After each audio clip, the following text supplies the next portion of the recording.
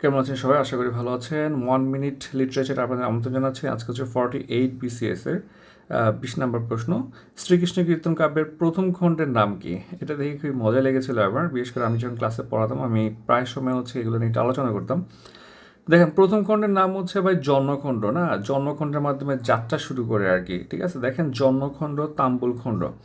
ঠিক আছে? জন্মখণ্ড, তাম্বুল খণ্ড, তারপরে দানখণ্ড, নৌকাখণ্ড, ভারখণ্ড, ছত্র, বৃন্দাবন, কালিয়াদমন, যমুনা, হার, বান, বংশী, বিরহ। ঠিক আছে? মানে এটা আপনি এই যে ওনারা জন্ম লাভ করে, এটার মাধ্যমে হচ্ছে উপন্যাস, আপনার এই কাব্যটা শুরু হয়, এইভাবে আপনি মনে রাখতে পারেন। মানে জন্মের মাধ্যমে শুরু হয় আর কি জন্মখণ্ডটা। আপনি এটা জাস্ট দুই একবার পড়লেও কিন্তু আপনার মাথায় সেট হয়ে যাবে আর কি। তাহলে বাংলা সাহিত্যের মধ্যযুগের প্রথম একমাত্র মৌলিক গ্রন্থ হচ্ছে, প্রথম এবং আদি এবং সৃষ্টি নিদর্শন হচ্ছে শ্রীকৃষ্ণ কীর্তন। এটা মৌলিক গ্রন্থ, ঠিক আছে? আচ্ছা, এবং হচ্ছে একক গ্রন্থ, এটা হচ্ছে খুবই গুরুত্বপূর্ণ। এটার আদি কবি হচ্ছে বড়ুচন্দ্র দাসের রচয়িতা, এবং হচ্ছে মোট 13টা খণ্ড আছে। আর হচ্ছে আপনার বসন্তরঞ্জন রায়, উনি হচ্ছেন এটা খুঁজে পায় আর কি। সো শ্রীকৃষ্ণ কীর্তন নিয়ে কিন্তু রিটার্নে প্রচুর প্রশ্ন আসে, খুব ভালো করে পিলিতে পড়ে ফেলে, এখানে অ্যাকচুয়ালি আর পড়া লাগে না। ধন্যবাদ সবাইকে।